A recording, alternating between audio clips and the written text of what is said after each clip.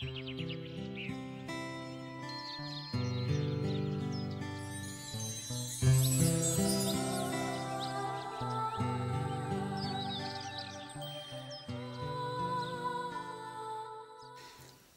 sont les deux raisons qui expliquent l'existence du purgatoire, dès cette terre et dans l'autre monde?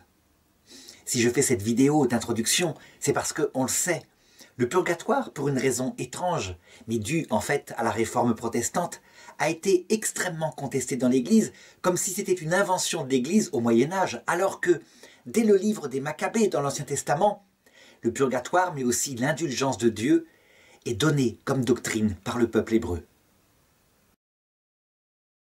En réalité, la négation du purgatoire par les protestants vient du fondement de leur doctrine, parce que pour eux, la foi simple suffit pour être sauvé et il n'y a besoin de rien d'autre.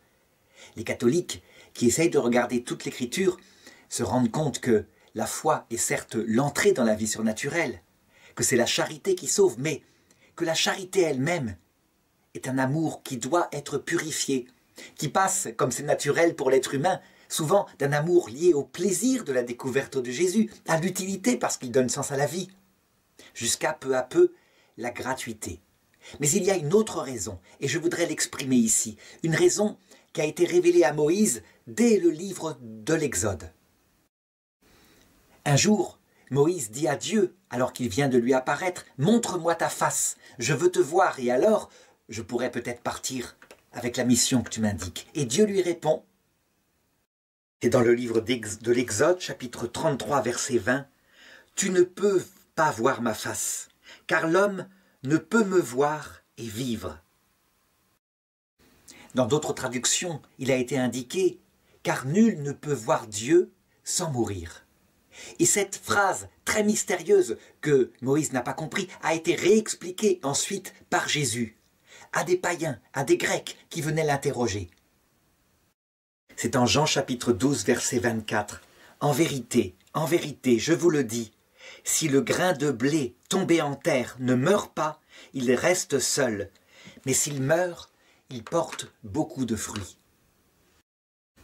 En réalité, nous savons maintenant, je dirais les théologiens de l'Église catholique l'ont de plus en plus médité, que si cette mort à soi-même, qu'on appelle en grec, dès le début de l'Église, une kénose. Kénose pour montrer quelque chose de plus fort que l'humilité, un abaissement au-dessous de soi-même, chose que le Christ lui-même a choisi de vivre en se faisant homme et en mourant sur la croix. Si cette kénose est nécessaire pour voir Dieu, c'est pour une raison précise.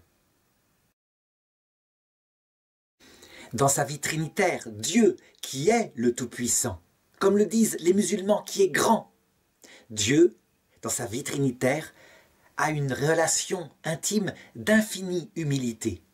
Ça veut dire que le Père, sans cesse, et c'est l'être qu'il donne au Fils, dit au Fils, « Je ne suis que par toi », parce qu'il n'y a pas de Père sans qu'il y ait le Fils. Et le Fils dit au Père, « Tout ce que je dis, tout ce que je sais, y compris la date de la fin du monde, je ne sais rien si ce n'est par toi. Je ne dépends que de toi. » Et c'est normal, il n'est que le Verbe de Dieu, la connaissance que Dieu a de lui-même. Et le Saint-Esprit, qui est leur amour, dit perpétuellement, « Je ne suis que par votre amour, je ne suis que votre amour. » Cette infinie humilité, surprenante, au point que saint Thomas d'Aquin, à un moment donné, l'a nié. En disant, il ne peut pas y avoir en Dieu de qualité qui implique un abaissement.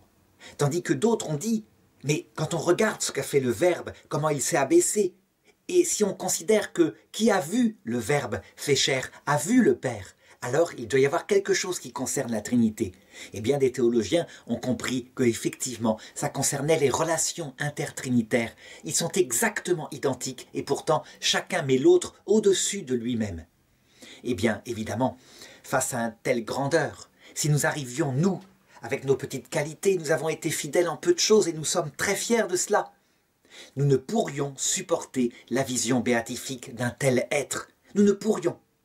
Et pour le voir face à face, il faut donc, quelque part, que nous mourions à nous-mêmes. C'est nécessaire, ça ne peut pas être vécu autrement. Si Dieu pouvait empêcher cela, il le ferait. Et cette clé, ici, est l'explication de toute la purification que nous vivons. et non seulement de la nôtre, mais aussi de celle qu'a vécue, j'en parlerai dans une prochaine vidéo, l'humanité du Christ et aussi la Vierge Marie Immaculée. Tout homme doit être purifié. Nul ne peut voir Dieu sans mourir à soi-même. C'est la clé de l'existence du purgatoire en cette vie, dans l'autre monde. Ça veut dire d'une souffrance qui purifie notre âme.